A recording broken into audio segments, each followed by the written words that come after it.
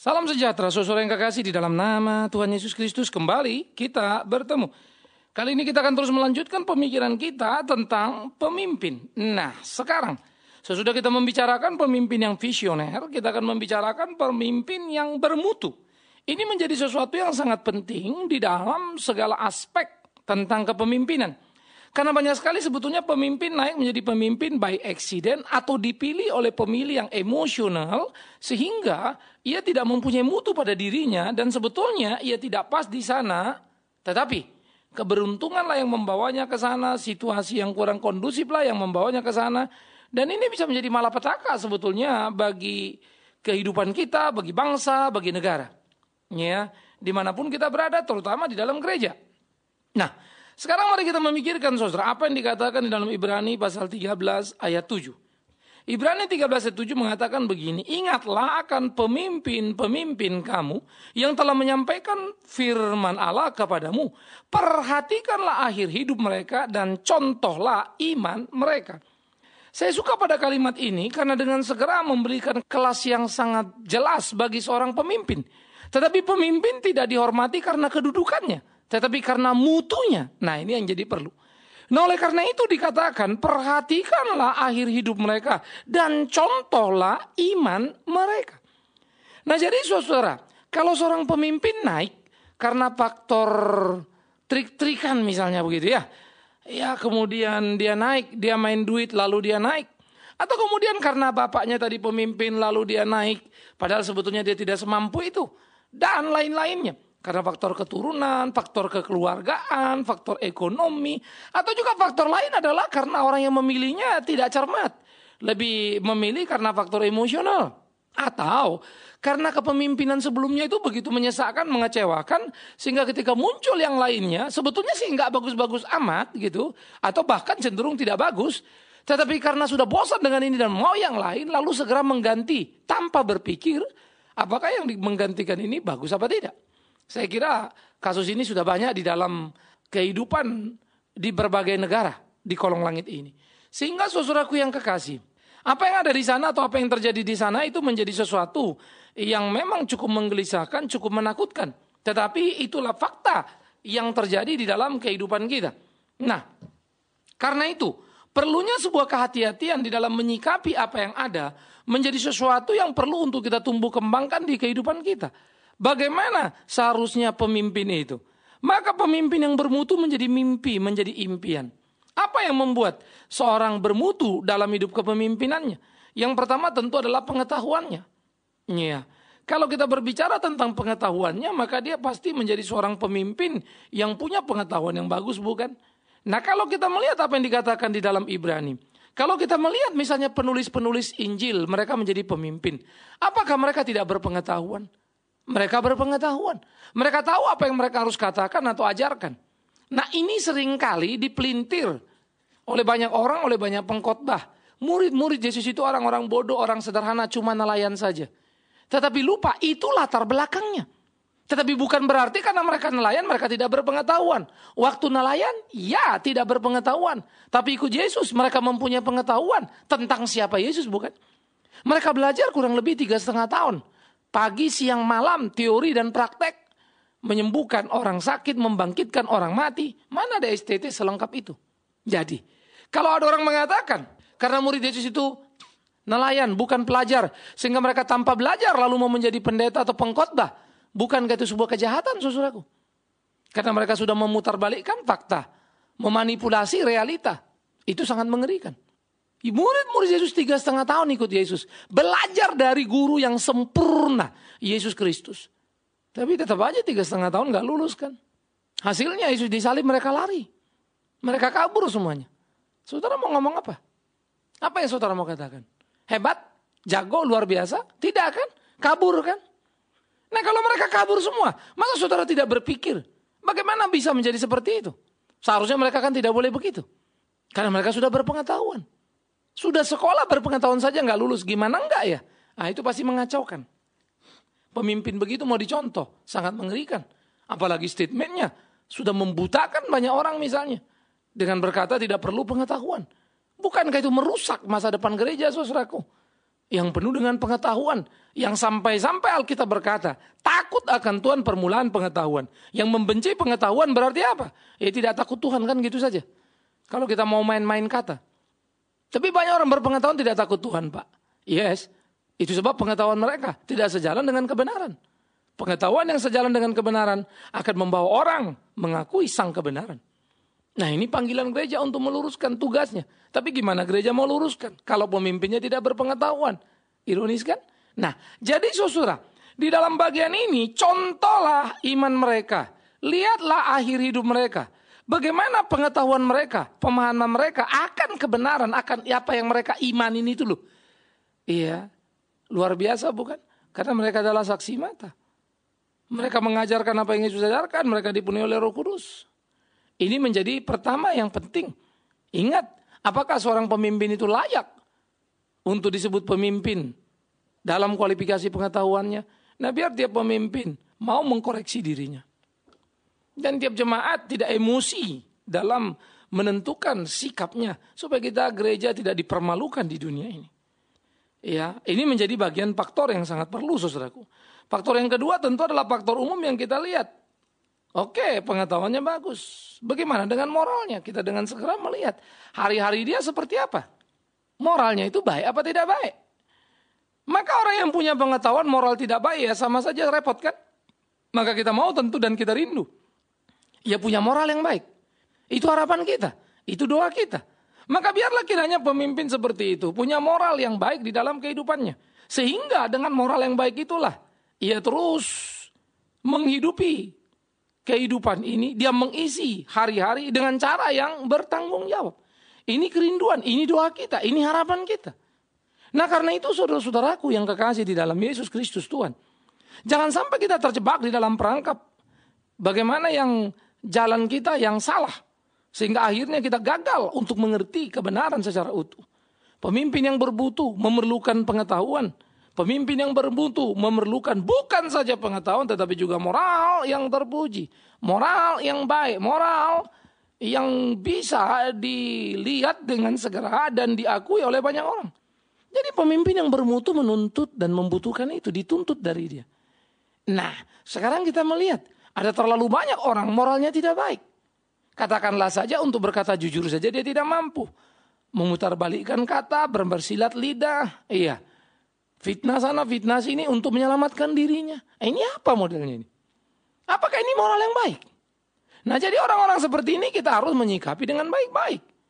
Berapa banyak kalau kepemimpinan gereja diwarnai begini, lalu gereja mau kemana? Ya saya seringkali menemukan jemaat-jemaat yang maaf saya, saudara-saudara seringkali kita naif. Ya sudahlah, terimalah. Atau kita kemudian dijejelin dengan sesuatu pemahaman, itu aja yang kita pegang terus dalam diri kita. Tanpa kita mau kritis memang begitu apa tidak. Pertama segi pengetahuan, kedua dia lakukan apa tidak. Ah itu segi moral sehingga layak diikuti apa tidak. Ya, bagaimana bisa Anda misalnya kaya sendirian orang lain Anda suruh miskin. Anda senang sendiri orang lain disuruh susah. Apa itu bermoral? Apa itu baik? Ketika kita hanya memikirkan diri kita, kelompok kita, mengabaikan yang lainnya, apa itu baik?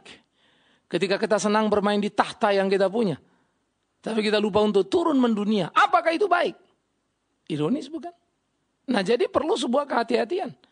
Supaya dalam kehidupan kita betul-betul bisa melakukan apa yang menjadi kehendak Tuhan kita. Kita betul-betul bisa memikirkan bagaimana menjadi pemimpin yang bermutu itu adalah sebuah panggilan yang seharusnya kita wujudkan. Sehingga kita tidak ketinggalan kereta, saudaraku. Jadilah pemimpin yang bermutu, yang berpengetahuan. Jadilah pemimpin yang bermutu, yang bermoral, baik. Ini jadi perlu. Nah oleh karena itu, di tengah-tengah situasi seperti ini, kita selalu melihat di kolong langit ini, perpaduan antara pengetahuan baik dan moral yang baik. Langka kan? Ini baru dua loh, masih ada unsur lain. Langka kita menemukannya. Ada yang pengetahuannya baik, moralnya tidak baik. Ada moral baik tapi tidak berpengetahuan. Sehingga kita selalu menghadapi pilihan-pilihan yang tidak sederhana. Itu sebab pemimpin. Itu spesifik pilihan dari banyak orang. Maka jadi pemimpin. Begitulah. Ya, karena dia punya nilai yang plus-plus itu tadi sih. Dibandingkan yang lainnya. Yang ketiga. Bisa menjadi perhatian penting. Ketika si pemimpin menghadapi berbagai pergolakan, pergumulan dalam kehidupannya. Bagaimana mentalnya? Tahan banting enggak? Atau cengeng? Karena kita butuh pemimpin yang tahan banting. Bukan yang cengeng.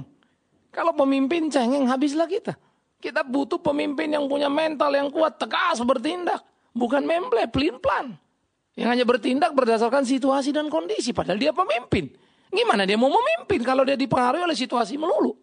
Dia akan terbawa oleh situasi. Dia akan hanyut oleh situasi. Ini berat sekali. Padahal seorang pemimpin dipimpin untuk memberi kita arah, membawa kita pada arah yang pas. Maka diperlukan mentalitas yang kuat menggapai titik itu. Yang diketahui baik. Tapi kalau mentalnya nggak kuat, ada tantangan sedikit dia berubah. Ada godaan sedikit dia lari. Banyak orang memulai pelayanannya dengan baik. Dengan rendah hati. Tapi tumpukan harta mengubahnya. Semua berubah kemudian. Perlahan tapi pasti. Sepasti pertambahan hartanya itu. Sehingga memang khotbahnya tidak ada yang berubah. Dalam pengertian secara exactly dia tetap bilang Tuhan Yesus itu Tuhan. Tapi kemudian bergeser. Lebih doyan untuk bicara soal uang, soal ini, soal itu dan seterusnya. Kita akan melihat makin hari arah pembicaraannya makin lain. Tapi Yesus dibicarakan. Ya tetap sama. Kalau kita tidak peka, kita akan menganggap tidak ada yang berubah. Tapi kalau kita peka, dengan segera kita melihat perubahan. Nah, jadi faktor pemimpin itu sangat ditentukan juga orang yang dipimpinnya, bukan? Karena itu orang yang dipimpinnya itu seperti apa? Karena itu saya suka Ibrani ketika mengingatkan. Ingatlah kan pemimpin-pemimpin kamu yang telah menyampaikan firman Allah kepadamu. Perhatikan akhir hidup mereka. Contoh iman mereka. Mereka layak dicontoh. Maka diingatkan semua umat itu. Tapi kalau nggak layak dicontoh, ngingetnya kan orang enek. Atau ada satu mengingatnya dengan baik, lalu menjadi pengacau berikutnya. Ngeri kan? Sehingga muncullah regenerasi, angkatan yang bebal, yang rusak. Ini terjadi pada orang Israel. Ada saja yang raja kemudian meleweng karena lihat raja dari atas, lalu penyembah berhala dan seterusnya. Ironis, saudara. Karena itulah mental seorang pemimpin yang sadar pada posisinya, dia tahu dia di mana. Ia seharusnya tegar, membawa orang yang dipimpinnya ke arah yang mau digapai. Karena itu dia diangkat, dia disebut pemimpin. Ya, ingat sekali lagi. Karena itu dia diangkat dan disebut pemimpin. Adakah pemimpin seperti itu? Pertanyaan yang serius. Yang kita perlu jawab, saudaraku. Ini harus kita perhatikan. Sehingga dengan demikian pergolakan di dalam kehidupan ini menjadi sesuatu pergumulan yang serius untuk kita pikirkan bersama. Bagaimana sebetulnya warna-warni kepemimpinan di dalam kehidupan ini. Khususnya dalam gereja Tuhan. Yang harus menjadi model bagi lingkungannya. Menjadi model di mana dia ada. Kenapa seorang berpengetahuan? Karena dia rindu memuliakan Tuhan. Untuk menjelaskan kepada dunia siapa Tuhan. Bagaimana caranya menjelaskan? Ya harus berpengetahuan. Bagaimana pengetahuan supaya benar? Dia diberi hikmat oleh Roh Tuhan. Maka Roh Tuhan menolong dia. Sehingga dia berpengetahuan. Itu menjadi buah dari satu aspek takut akan Tuhannya. Yang kedua, orang yang sudah takut Tuhan tadi kan bermoral dengan baik. Otomatis dong. Karena dia tidak mau bikin dosa kan. Pasti dia hidupnya benar. Jangan bilang karena dia mau manusia. Lalu sah-sah dia berbuat salah. Bahwa dia dalam proses pertumbuhan. Itu sah saja. Dalam pengertian oke, orang kan sedang proses jatuh bangun. Tapi akan bangun terus kan. Nggak jatuh terus dong. Aspek yang ketiga tadi. Mental yang kuat. Dia tahan banting karena dia percaya. Tuhan pelihara dia, Tuhan jaga dia. Sehingga dia tidak pernah menyerah pada situasi apapun juga. Dia terus maju. Dia terus berjuang karena percaya Tuhan besertanya. Karena itu janji Tuhan. Bahkan janji Tuhan aku menyertaimu hingga kesudahan zaman.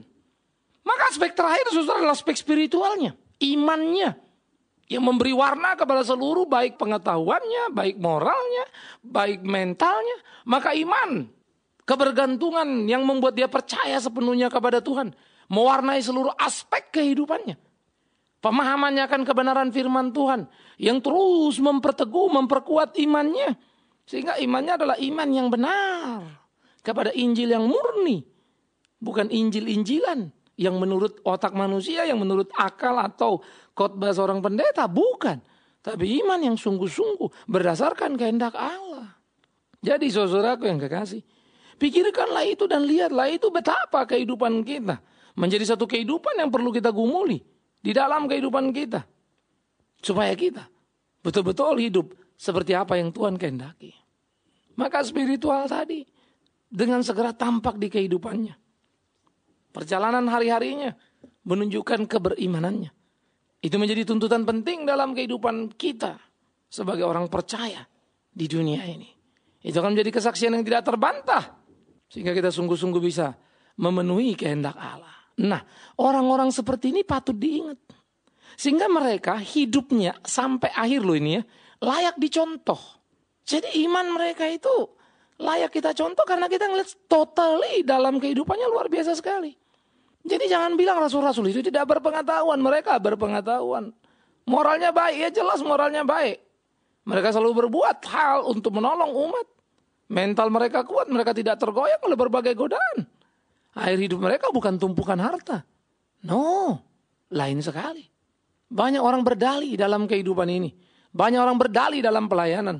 Saya nggak begini karena begini dan begitu dan seterusnya. Tetapi kalau mau totally kita ketahui, sebetulnya dalih itu hanya menutupi keuntungan yang mau diambilnya. Ayo hati-hati. Jangan sampai meninggalkan pekerjaan lalu mau melayani Tuhan. Tapi karena sebetulnya hopeless dalam pekerjaan. Sehingga melayani Tuhan hanyalah pelarian. Mengerikan sekali. Jangan melayani hanya karena fasilida. Dan kelihatannya fasilida bisa dijual di mana-mana. Wow. Itu menakutkan sekali. Sehingga dia tidak pernah melengkapi diri. Tidak pernah mau belajar. Betapa mengerikannya. Karena itulah. Saudaraku yang kekasih di dalam Tuhan. Mari kita betul-betul hidup di dalam kehidupan kita. Menjadi pemimpin yang bermutu dalam hidup kita. Tetapi sebaliknya. Sebagai orang yang dipimpin, mari kita tolong pemimpin kita untuk menjadi pemimpin yang bermutu dengan mengkritisi mereka, memberikan masukan-masukan yang baik tentunya, supaya mereka tetap pada jalannya dan mereka tetap terasa tajam dalam kehadirannya. Ini sangat perlu. Ini harus kita lakukan dalam kehidupan kita. Ini harus kita jalani, saudaraku yang kekasih. Baru kemudian kita memikirkan, disinilah kesatuan dari satu nilai seorang pemimpin. Sehingga kehadirannya memberikan satu makna perubahan di tempat di mana dia ada. Sehingga orang-orang yang dipimpinnya mengingatnya. Dan diinspirasi oleh gaya hidupnya. Diinspirasi oleh ucapan-ucapannya. Sehingga yang dipimpinnya menjadi orang yang merasa bersyukur pernah mengenal dia. Tuhan akan memakai seorang pemimpin itu maksimal, bukan? Dan Anda harus menjadi pemimpin. Bukan saja pemimpin di dalam gereja, pemimpin di perusahaan. Bukan saja pemimpin di perusahaan di tengah-tengah masyarakat. Dan yang paling kecil, Anda menjadi pemimpin bagi apa? Keluarga, bagi diri sendiri. Apakah patut Anda dicontoh sampai akhir hidupmu? Pertanyaan yang serius. Kalau anak-anak kita saja kecewa berat dengan kita sebagai orang tua dan tidak bisa mencontoh kita, ironis loh. Jangan salahkan anak-anak itu. Memang mereka keras kepala, Pak. Mereka begini begono. Hati-hati. Saudara, saya sendiri, kita sebagai orang tua, memang tidak punya daya tarik bagi anak. Kita yang harus menyesalinya, mengakui dosa kita, kegagalan kita. Tidak semua memang anak itu sesudah orang tuanya baik jadi baik. Selalu ada titik-titik yang kadang-kadang kita tidak mengerti mengapa. Ada titik di mana kita kecolongan atau kehilangan momentum. Tapi selalu ada harapan untuk memperbaiki. Di dalam gereja tidak semua jemaat itu adalah gandum, bisa jadi lalang. Tapi lalang hati-hati loh. Tidak serta-merta ngerecokin saja. Tapi lalang ini pun bisa manis, mulus, menjilat, tapi merusak. Hati-hati. Tetapi paling tidak pada diri kita waktu kita berdiri, diuji, dibedah. Adakah salah, adakah yang kacau, adakah yang sesat pada diri kita? Mesti ditemukan, tidak ada. Kalau sampai ada berarti pemimpin yang salah kan gitu. Nah jadi saudaraku yang kekasih. Pemimpin yang bermutu menjadi kerinduan. Di dalam kehidupan bernegara. Di dalam kehidupan politik, dalam kehidupan ekonomi, khususnya dalam kehidupan gereja Tuhan. Supaya gereja bisa menjadi satu kawah candra di muka yang melatih, meloloskan, melahirkan, menciptakan tokoh-tokoh yang kemudian bermutu berikutnya. Sehingga gereja bisa memberikan kontribusi yang bagus dalam kehidupan berbangsa bernegara. Ini jadi doa kita. Ini jadi harapan kita, saudaraku. Karena itulah perlunya sebuah keberanian dibangun di dalam kehidupan. Untuk kita sungguh-sungguh melakukan apa yang menjadi kehendak Tuhan. Sehingga hidup kita sungguh-sungguh menjadi hidup yang bermutu. Kita menjadi pemimpin yang bermutu. Bukankah kebahagiaan hidup ini kalau kita bisa menginspirasi banyak orang. Menolong banyak orang, menyadarkan banyak orang. Sehingga mereka semakin maju dalam kehidupan, berubah dari kegagalan. Kemudian mengharapkan diri dan berpacu menggapai keberhasilan. Sehingga muncullah pemimpin-pemimpin baru. Sebuah regenerasi. Dari kita lahir 1, 2, 3 atau 5 pemimpin. Alangkah indahnya. Mari kita berdoa untuk itu. Mari kita lahirkan bagian itu. Mari kita inspirasi mereka semua. Supaya tidak ada yang cengeng dalam hidup ini, tetapi maju dalam kehidupannya. Dan engkau, dimanapun engkau berada saudaraku, lihat dirimu. Kalau engkau tidak bermutu pada dirimu, sesali. Tetapi jangan berhenti menyesal. Berubah. Dan jadilah yang bermutu. Jangan cari dalih, jangan cari alasan. Aku gini karena gitu dan seterusnya. No. 1001 alasan bisa ada. Tapi kau tahu apa yang harus kau lakukan untuk menjadi pemimpin yang bermutu. Lakukan itu. Jangan tenggelam. Jangan berhenti dalam berbagai dalih. Pemimpin yang bermutu sangat diperlukan dalam setiap zaman. Hingga kesudahan zaman ini. Semoga kita adalah orang yang layak. Di sepanjang hidup kita. Dicontoh. Diteladani. Dalam sikap iman. Yang kemudian muncul di keseharian. Di pengetahuan kita. Di moral kita. Mentalitas kita. Sehingga lewat hidup kita. Orang tahu. Tuhan memang menyertai kita. Selamat tergugah. Bertanding dan bertarung. Untuk jadi pemimpin yang bermutu. Minimal untuk dirimu. Amin. Mari kita berdoa. Ya Tuhan, kami bersyukur. Kami berterima kasih. Karena kami sadar betul hidup kami hanyalah kemurahan-Mu. Kau yang tolong, tuntun, pimpin kami. Sehingga kami boleh hidup seperti hari ini melayani-Mu. Semua kami sadar karena kemurahan-Mu. Karena itulah Tuhan, kami serahkan segenap hidup kami dalam tangan-Mu. Tuntun, pimpin kami dalam cinta kasih-Mu. Di tiap langkah-langkah kami, ya Tuhan, dahului kami dalam bertindak, berpikir, berbuat, berkata, melakukan segala perkara. Sehingga hidup kami sungguh-sungguh menjadi hidup yang meninggikan, mengagungkan, memuliakan nama Tuhan. Terima kasih. Kami juga berdoa menyerahkan ke dalam tangan-Mu untuk para pemimpin kami. Supaya sungguh-sungguh pemimpin kami jadi pemimpin yang bermutu. Yang punya nilai yang tinggi. Yang layak ditiru, digugu. Memberi inspirasi bagi kami yang dipimpin. Baik itu dalam konteks negara, pekerjaan, masyarakat, terutama gereja-Mu. Dan keluarga-keluarga anak Tuhan. Tuhan tolong semua kami. Di dalam nama Yesus Kristus pemimpin yang sejati. Kami berdoa. Kami bersyukur pada Bapa di dalam sorga. Amin.